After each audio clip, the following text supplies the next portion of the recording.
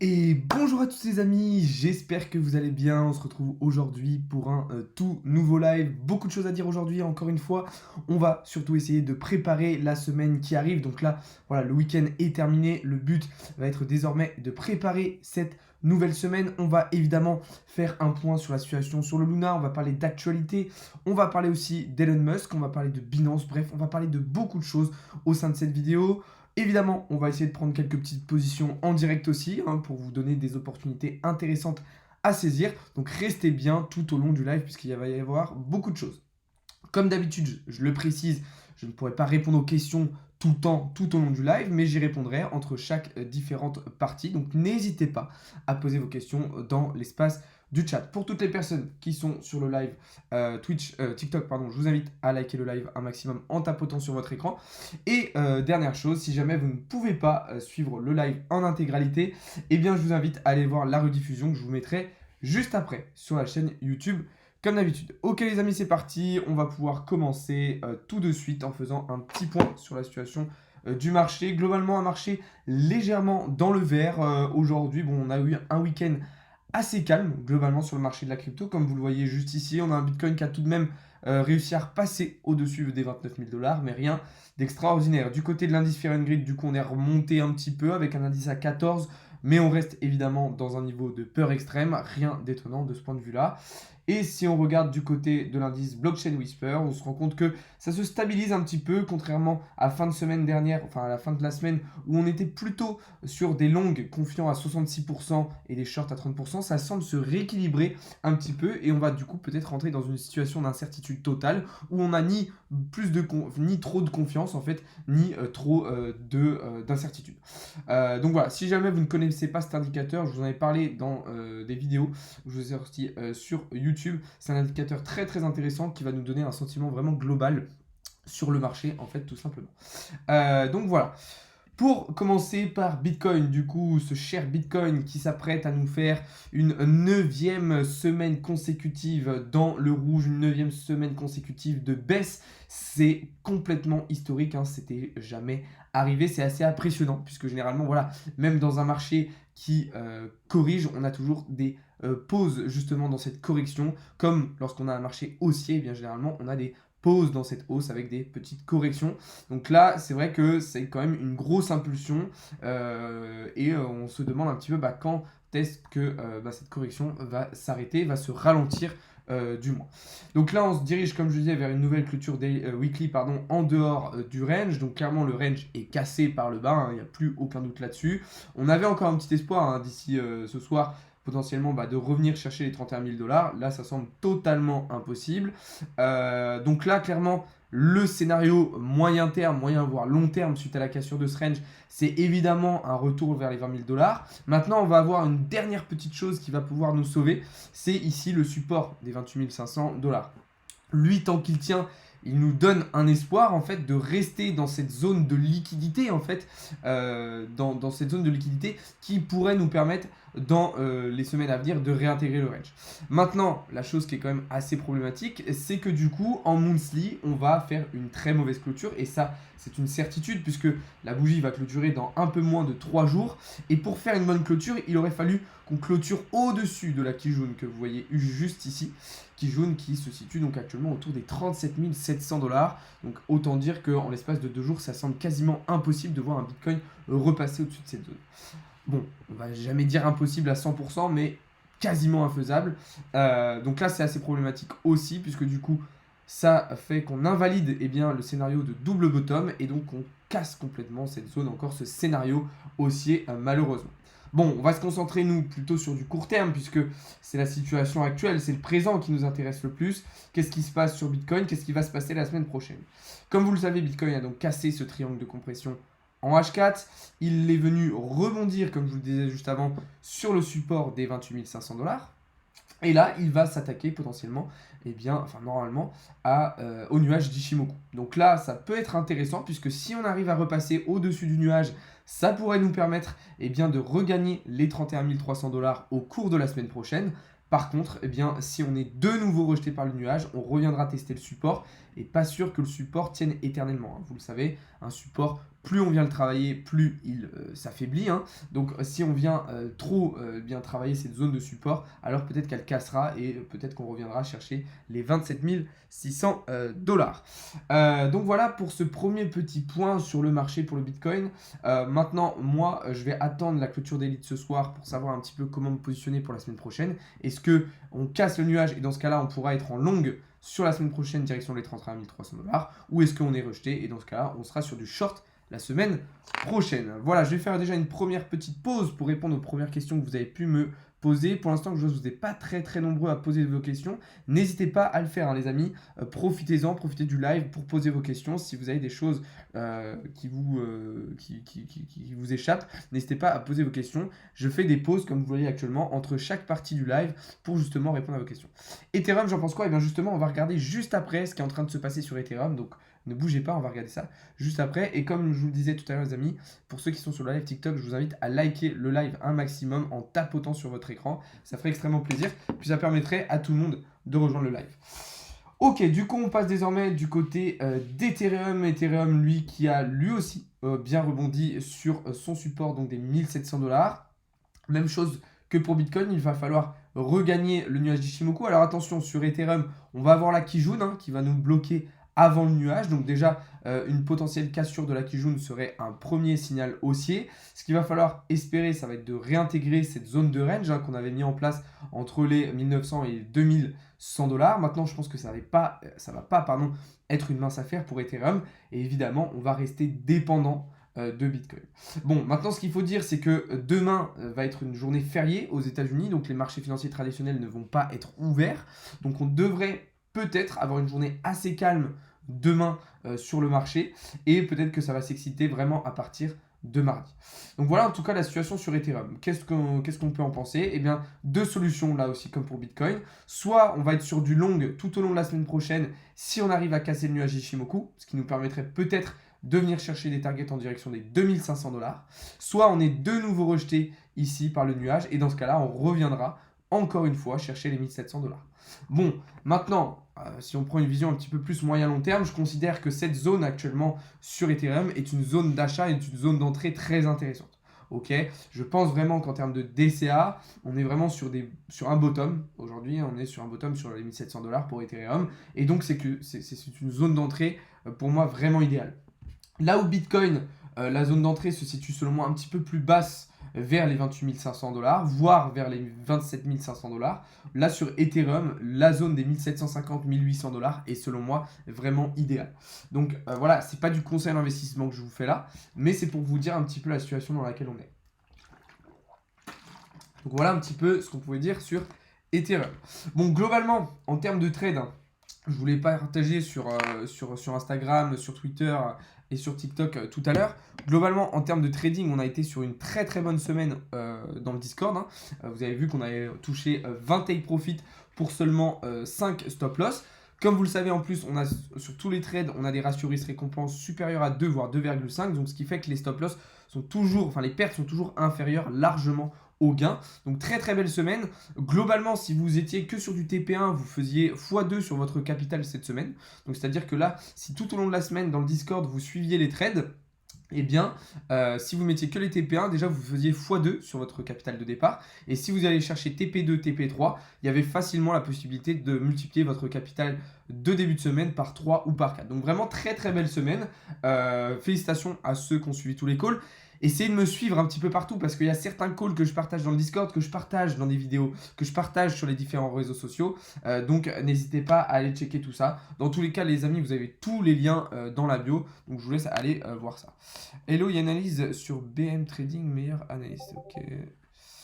C'est payant ton groupe. Oui, mais il y a aussi des calls que je partage gratuitement dans le Discord, les amis. Hein. Tout n'est pas payant. Je vous partage aussi beaucoup de contenu totalement gratuit. Donc, rejoignez le Discord, prenez ce qui est gratuit. Si vous voulez aller plus loin, prenez les choses payantes. Mais ceux qui ne veulent pas payer, ceux qui ne veulent pas payer, je peux comprendre. Hein, c'est pas forcément faisable pour tout le monde. Sachez qu'il y a aussi des parties qui sont gratuites. Donc, c'est vraiment accessible à tous. Le Luna, on va faire un petit point plus tard dans le live. David, ne t'inquiète pas. Ok, on va pouvoir regarder du coup ce qui s'est passé sur les altcoins cette semaine, puisque comme je vous le disais, autant les semaines précédentes, On avait plutôt Bitcoin et Ethereum qui bougeaient et les altcoins qui stabilisaient. Cette semaine, ça a été un petit peu l'inverse, avec Bitcoin et Ethereum qui ont moins bougé, mais par contre, du côté des altcoins, c'était très intéressant. On a eu une belle volatilité qui nous a permis de prendre vraiment un certain nombre de positions, comme je vous l'ai montré dans les précédentes vidéos. Là, les derniers trades, on avait Avax qui a très bien cassé son pattern par le haut en M15, qui nous a permis d'aller chercher des très belles plus-values, puisqu'on avait un TP final à 25 $ ou 26 $, il me semble. Vous voyez qu'on les a largement tapés. Même chose pour EGLD hier soir. Alors ça, justement, EGLD, c'est un call que je vous ai partagé dans le live de hier soir, dans la vidéo d'hier soir. Donc prise de position, vous voyez qu'on avait un triangle, on a pris la hauteur du triangle, on a utilisé les extensions de Fibonacci, on a attendu la cassure du pattern, boum, on est venu chercher toutes les targets qu'on s'était fixées, et même plus, puisque vous voyez qu'on est actuellement au-dessus des 75 $. Donc vraiment, là encore, ça c'était un call qui était full gratuit, c'était vraiment free, je vous l'ai partagé en direct, donc félicitations à ceux qui l'ont saisi. Bon par contre, évidemment on ne peut pas gagner à tous les coups, là par exemple vous voyez que c'était un trade qu'on avait pris hier soir sur le GMT, voilà, on a fait un fake out, cassure par le haut, mais malheureusement la cassure n'a pas été validée et on a réintégré. Mais là, c'est pas très grave puisque vous voyez que notre stop loss était très bien placé. Donc on a limité nos pertes très rapidement. Donc au final, on se retrouve hier avec encore une très très belle journée ultra rentable. On avait eu la même chose sur le GST plus tôt dans la semaine. Alors attendez, hop, je me change d'unité de temps. GST sur lequel on avait pris une position.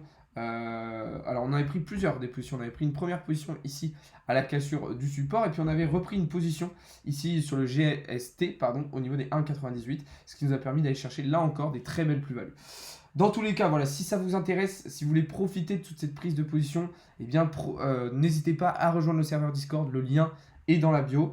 Là, vous voyez encore un trade sur le DYDX qu'on avait pris de cette manière qui était très intéressant. Et vous voyez qu'on en a un autre juste ici, alors qui était à plus court terme en M15, qu'on avait pris à la cassure du pattern juste ici. Alors lui, c'était un petit peu moins bien passé, puisqu'au final, on n'était pas allé chercher toutes les targets. Mais comme je vous l'avais dit, moi, ce que j'avais fait, c'est que j'avais clôturé 50% de ma position ici en bénéfice. Et j'avais remonté mon stop loss qui me permettait de clôturer de manière certaine mon trade en bénéfice. Bon voilà, dans tous les cas, si vous voulez voir les résultats en détail, je vous les ai partagés sur Instagram, sur Twitter, sur TikTok et dans le Discord. Donc n'hésitez pas à aller voir ça. Et encore félicitations à vous pour toutes les personnes qui ont suivi justement tous ces calls. Voilà, je vais répondre rapidement à vos questions. Est-ce qu'il y a des questions qui ont été posées parmi vous? En tout cas, merci à toutes les personnes qui s'abonnent, ça fait extrêmement plaisir. N'hésitez pas à nous rejoindre un petit peu sur les différents réseaux sociaux. Tu expliques comment prendre une position dans ton VIP? Oui, je l'explique dans le VIP, je l'explique aussi dans des lives, je l'explique aussi dans les coachings que je vous propose, puisque oui, je vous propose aussi des séances de coaching. En gros, on s'appelle en visio et voilà, je vous apprends comment analyser, comment prendre une position, etc. etc. En semaine, il faut faire les indices boursiers. Oui, tout à fait. Il faut aussi trader sur les indices boursiers. C'est pour ça que dans le Discord, il y a aussi une partie où je vous partage des analyses et des prises de position sur les indices boursiers, sur les devises, sur des actions, etc. etc.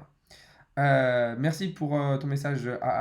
Tu fais du spot ou futur? Alors, j'investis en futur, donc avec effet de levier, et avec les bénéfices en gros que je réalise grâce au trade avec effet de levier, eh bien j'investis en spot. Donc c'est-à-dire que toute la semaine, voilà, je vais trader avec du levier sur les crypto-monnaies, et à la fin de la semaine, voilà, avec les bénéfices que j'ai réalisés, eh bien j'envoie ça sur du spot, ce qui me permet de sécuriser mes gains et de les refaire fructifier une nouvelle fois avec de l'investissement spot. D'ailleurs, c'est quelque chose que je vous conseille de faire, c'est si vous êtes tradé en levier, sécurisez vos gains en les envoyant tout simplement sur du spot. Faire ces analyses en log ou en normal auront le même résultat d'analyse. Alors, globalement, oui. Mais moi, je vous conseille tout de même de faire vos analyses sur TradingView en logarithmique. Ça va être beaucoup plus simple, de trouver les bonnes échelles et les bons patterns. Donc moi, je vous conseille vraiment de faire vos analyses en logarithmique. Donc toute la semaine, tu envoies des trades futurs sur Discord. Oui, toute la semaine, je vous envoie des trades. Vous avez en moyenne 6 positions par jour, sauf le week-end. Là, vous voyez, par exemple, aujourd'hui, j'ai pas encore envoyé de trade, je vais en envoyer un après. Mais généralement, du lundi au samedi, vous avez 6 positions par jour en crypto et entre 3 et 4 sur la bourse. Donc voilà, vous avez tous les liens dans la bio, encore une fois, n'hésitez pas à aller voir ça. Le spot, en gros, c'est de l'investissement long terme. En gros, c'est-à-dire quand vous achetez une crypto, elle est à vous et vous n'achetez pas un contrat futur avec effet de levier où vous pariez à la hausse ou à la baisse. Donc voilà. Avec quelle plateforme tu trades les crypto-monnaies? Alors, ma plateforme d'investissement de crypto-monnaie pour du trading, vraiment, c'est FTX. C'est-à-dire que moi, je considère que FTX, c'est vraiment la plateforme la plus complète pour faire du trading avec l'effet de levier. Après, maintenant, si vous débutez, Binance est une plateforme très intéressante qui sera amplement suffisante lorsque vous débutez. Par jour, tu envoies un trade futur. Non, par jour, vous avez 6 trades futurs. Ok, dans le crypto VIP, et il y en a un de ces 6 trades que je vous envoie dans la partie gratuite. Mais sinon, vous en avez 6 par jour. Quand est-ce que vous comprendrez que c'est illégal, tu n'as aucun statut pour donner des conseils? Alors, ok, très bonne remarque, user. Alors, déjà, de 1, ce n'est pas illégal. Et quel statut, aujourd'hui en France, il faudrait pour que je donne des conseils? Puisque aujourd'hui en France, et dans l'intégralité de la planète, il n'y a pas de diplôme de crypto-monnaie. C'est-à-dire que personne va avoir, par exemple, un bac plus 5 en crypto-monnaie. C'est-à-dire qu'aujourd'hui, on n'a pas encore de formation reconnue par l'État. Donc, effectivement, si on suit ton raisonnement, eh bien, aucune personne sur les réseaux sociaux, ni même en dehors des réseaux sociaux, n'est légitime eh bien, pour donner des conseils.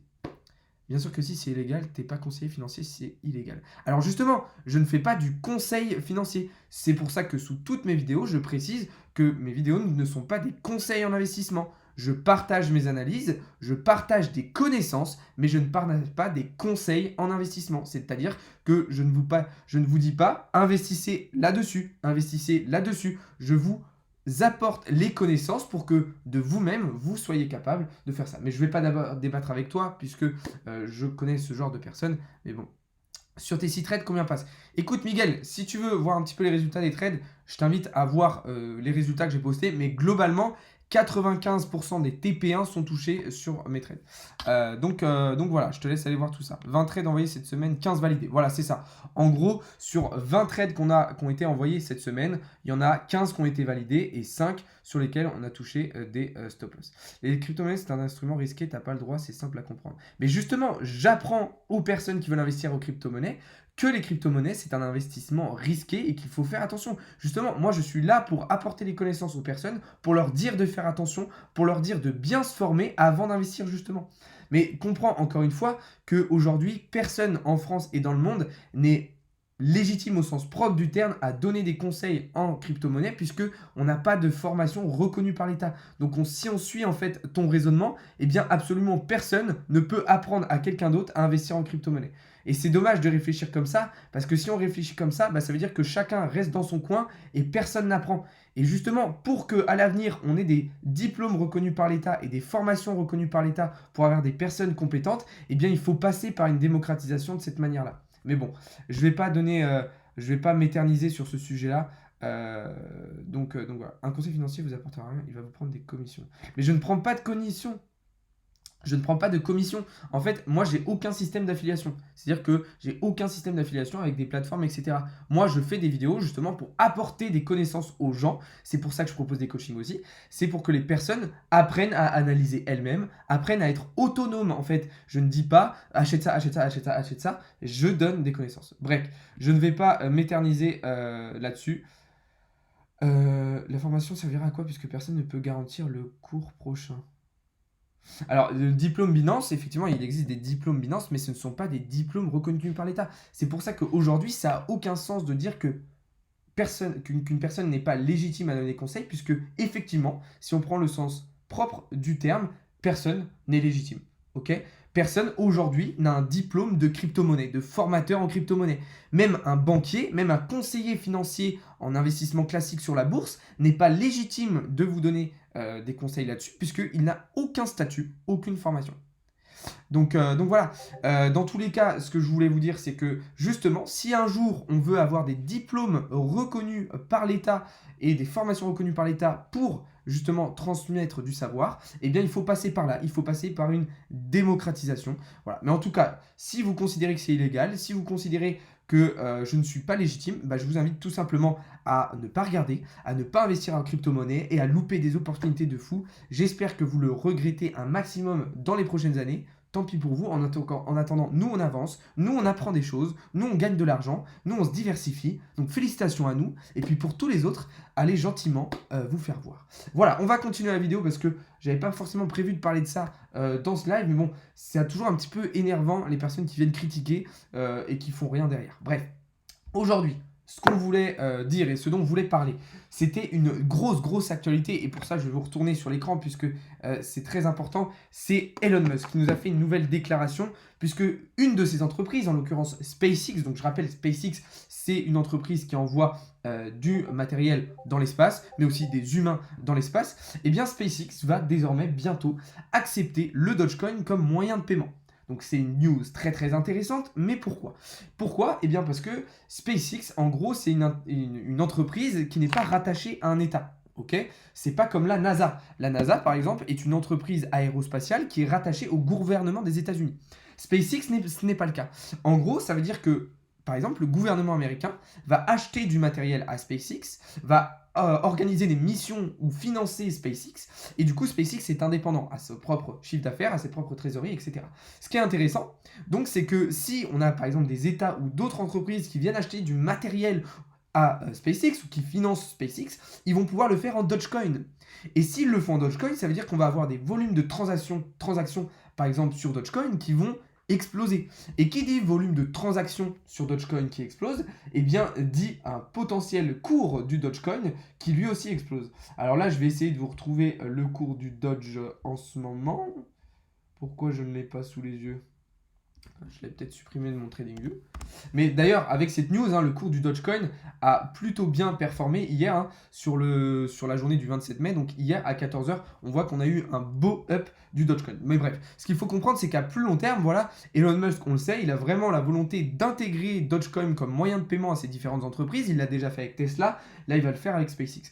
Tout ça, ça va permettre une démocratisation, une adoption plus massive du Dogecoin et surtout une utilisation. Et qui dit utilisation, encore une fois, eh bien, dit un prix qui potentiellement va pouvoir évoluer à la hausse. Donc voilà. Voilà un petit peu ce que je pouvais dire.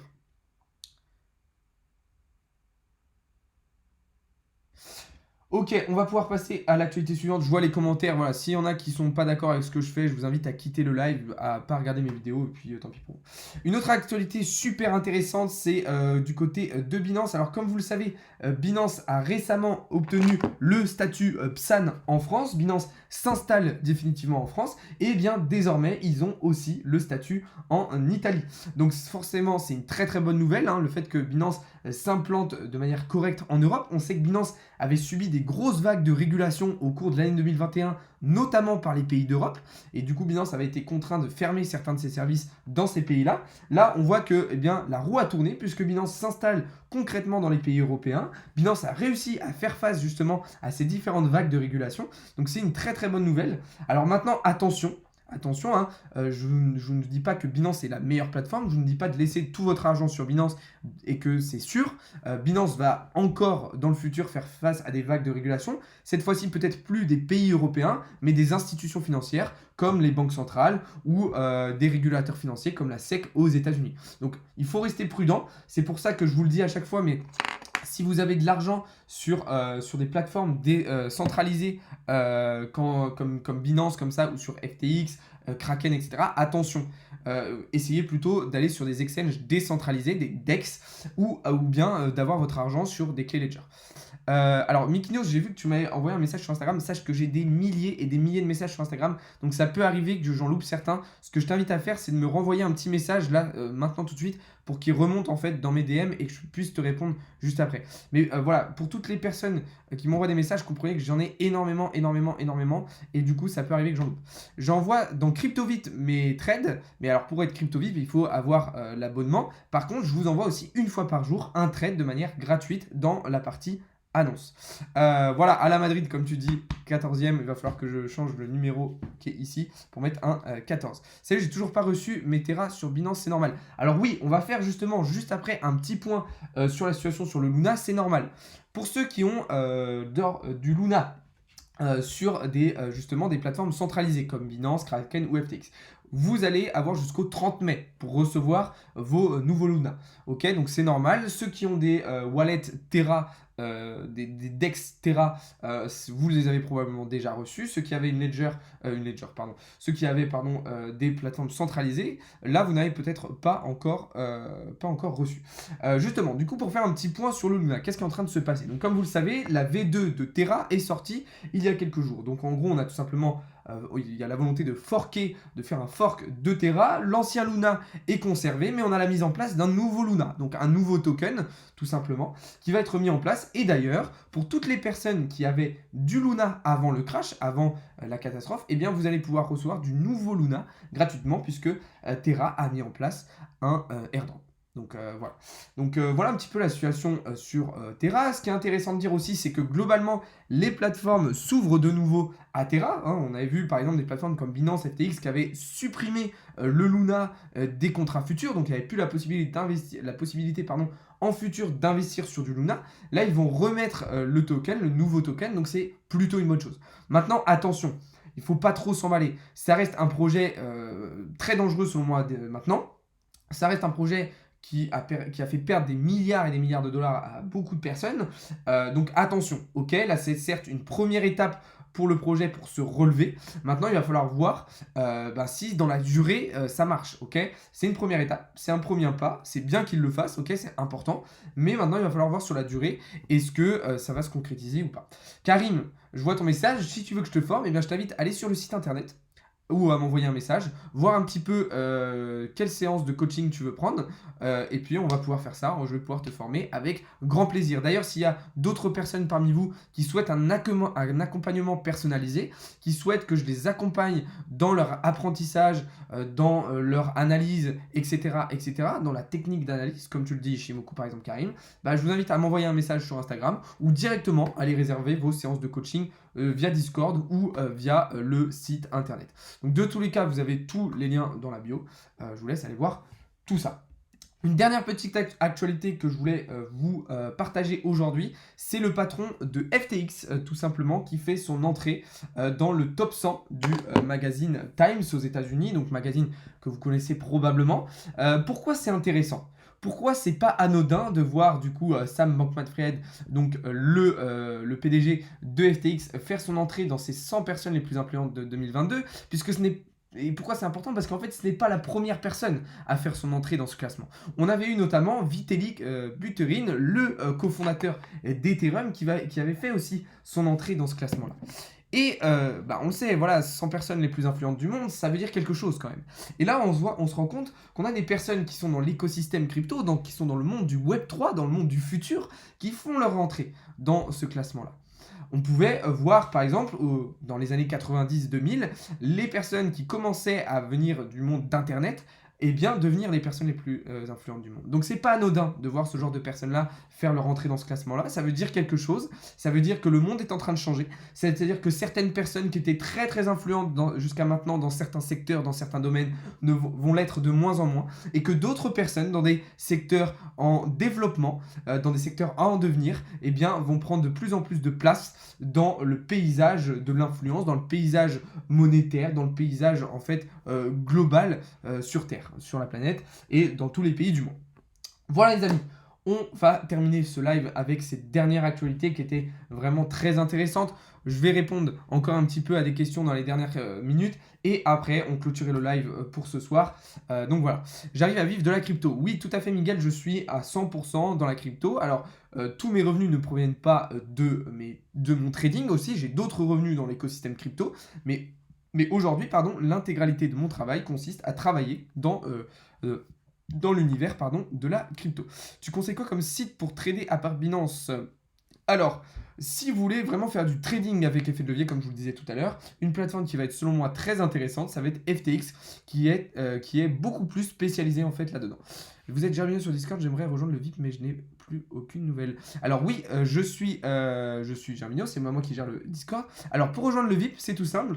Quand vous êtes sur le Discord, vous allez dans la partie devenir premium, et là vous allez avoir deux offres. Soit l'offre premium, qui est à 20 € par mois, où là vous allez avoir accès à l'intégralité du Discord, sauf la petite partie crypto, ou bien vous prenez l'offre à 9 euros par mois, où là vous aurez du coup juste accès à l'offre crypto. De toute façon, tout est expliqué dans la partie devenir premium, et je vous ai même fait une vidéo sur la chaîne YouTube où je vous explique l'entièreté du fonctionnement du Discord. Donc voilà, je vous invite à aller voir tout ça. Et puis voilà. Donc vous me redites si vous avez d'autres questions, il n'y a aucun souci. J'aimerais payer en crypto, mais je n'ai plus de tes nouvelles. Alors par contre, malheureusement, comme vous le savez, en crypto, on ne peut pas mettre en place d'abonnement en crypto. Donc le problème, c'est que si vous voulez payer un accès VIP en crypto, il va falloir qu'en fait, vous payez sur plusieurs mois. Mais oui, c'est vrai que j'avais pas répondu à ton message. Ah, je me rappelle. Bah écoute, je vais m'occuper de ça ce soir. C'est vrai que comme je vous disais tout à l'heure, j'ai tellement de messages. Des fois, il y a certains messages que j'oublie, en fait, tout simplement. Ouais, mon coiffeur est en prison. Mon coiffeur est en prison totalement, ouais. Tu fais Ishimoku avec... Merde. Avec du price action. Oui, tout à fait, Karim. Tout à fait. Bon, en tout cas, les amis, on va arriver au terme de ce live. C'était un plaisir d'échanger avec vous. C'était un plaisir de répondre à vos questions, de vous donner un maximum de connaissances et de compétences comme d'habitude. Si ça vous a plu, eh bien, je vous invite à venir me suivre sur les différents réseaux sociaux et à rejoindre le serveur Discord. Le lien est dans la bio. Nous,